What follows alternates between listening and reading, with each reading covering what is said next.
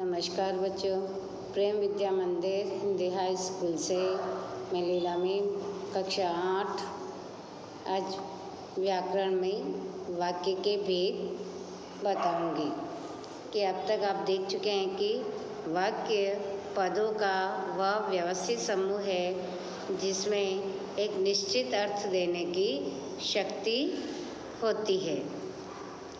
वाक्य का प्रयोग किसी न किसी उद्देश्य या प्रयोजन से होता है। इस दृष्टि से वाक्य के 6 भेद किए जा सकते हैं। इस नाटक में प्राय सभी प्रकार के वाक्य विद्यमान हैं। हम उनकी पहचान करें। जैसे रात्रि का विश्राम ही संजीवनी है। यहाँ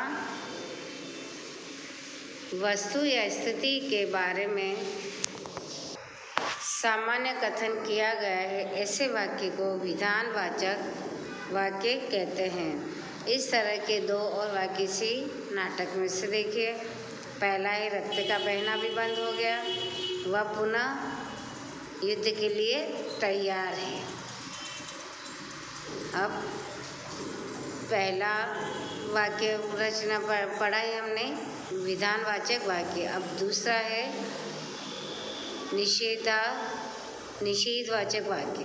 जब किसी कथन से किसी कार्य का निषेध यानी नकार का बोध होता है, उसे नकारात्मक या निषेधवाचक वाक्य कहते हैं।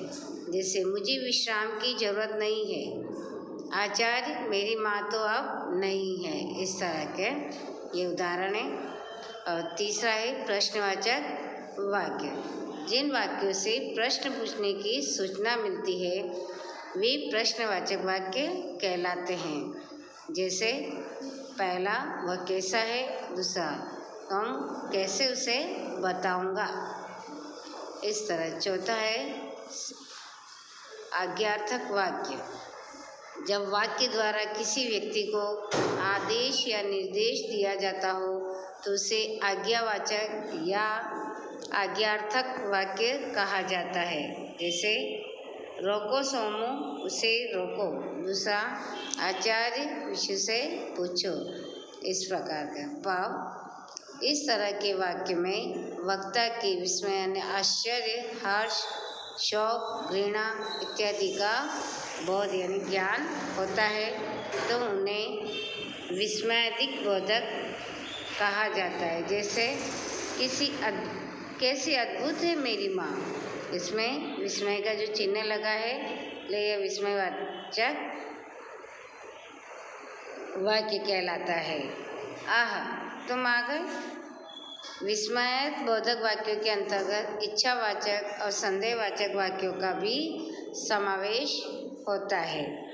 जैसे शायद वही आ रहा है, यानी संदेह है कि शायद वो आ रहा है। दूसरा मूर्छा के बाद तुम्हें भी विश्राम करना चाहिए, यानी ये इच्छावाचक है। उनकी इच्छा है कि मूर्छा के बाद यानी बेहोश होने के बाद तुम्हें विश्राम करना है। और तीसरा उदाहरण है माँ बाप ने उससे बहुत कसरतें कराई होगी, यानी संभावना है कि कसरतें कराई होगी, इसीलिए ऐसा है। अब है शर्तवाचक या संकेतवाचक वाक्य। जिस वाक्य में किसी कार्य या बात का होना या न होना किसी दूसरी बात या कार्य के होने या न होने पर निर्भर करता है, उसे शर्तवाचक या संकेतवाचक वाक्य कहते हैं। जैसे यदि वर्षा न होती तो फसल सूख जाती, यानी फसल की ओर वर्षा की ओर संकेत किया है कि अगर वर्षा न होती तो फसल सूख जाती। दूसरा उदाहरण है मैंने और भी सामान खरीदा होता यदि मेरे पास पैसे बचे होते। उन्होंने शर्त या संकेत लगाई कि अगर मेरे पास पैसे होते तो सामान खरीदा। इस तरह ये वाक्य के भेद है। यहीं तक, बाकी का हम आगे पढ़ेंगे। बाय बच्चों।